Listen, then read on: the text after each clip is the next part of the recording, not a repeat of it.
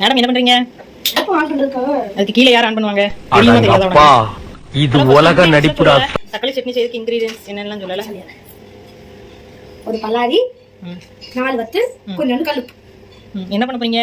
தக்காளி சட்னி. தக்காளி சட்னிக்கு தக்காளி எங்க? போய் நாளைக்கு வச்சிருந்தேன்.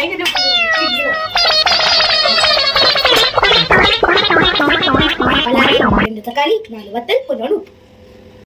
வதங்கிச்சாலும் எப்படி பார்க்கணும் அப்படின்னா, இந்த தக்காளியோட தோல் வந்து ஒரு மாதிரி வயசான கிழவிக்கெல்லாம் சுருங்கி இருக்கும்ல, அந்த மாதிரி சுருங்கி இருக்கு கண்டுபிடிச்சிடும். Very good. சொன்ன வாக்கியத்தை தஞ்சாவூர் கோயில் கல்வெட்டுல வெட்டி வச்சுட்டு பக்கத்திலேயே நீ உட்கார்ந்துக்க.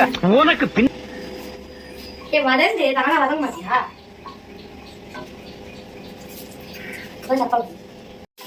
அடுப்பு கிட்ட நின்று அடுப்போட நீ 1.5 அடி தள்ளி நின்று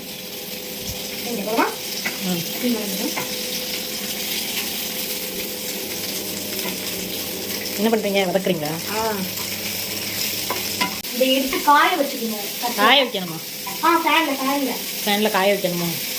அதுக்கப்புறம் எடுத்து காய வச்சு பவுடர் பண்ணணுமோ?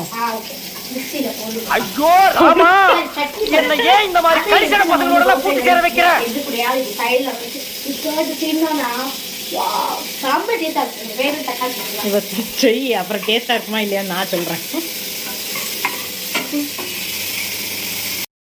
எதுக்கு இப்படி ஆடி கிண்டிட்டு இருக்க? என்ன சொல்றீங்க? டான்ஸ் ஆச்சு அதுதான். வயசு பிரச்சனை ஆடிட்டே தான் சமைப்பீங்களோ? அது வந்து அதோட மோஷன் அப்படியே நம்மளும் போகணும்னு வச்சுக்கோங்க. அது ஒரு தொடர்பு இருக்கும், நல்ல தொடர்பு இருக்கும். இப்படி ஆடிக்கிட்டே இருக்கா, ஸோ நானும் அப்படி ஆடிக்கிட்டே. என்ன மேடம் யாருக்கு சுற்றி போடுறீங்க? இல்லை எல்லாமே வதக்கிட்டேன். இப்போ வந்து ஆறுல ரொம்ப ஆற வச்சுட்டு இருக்கீங்களோ? எல்லாத்தையும் தனித்தனியாக போகணும். கேமரா வரல அந்த மாதிரி ஃபேன் இல்லை.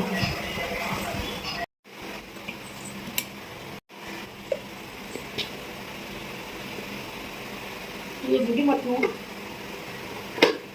மிச்சி பக்கத்தில் நில்லு.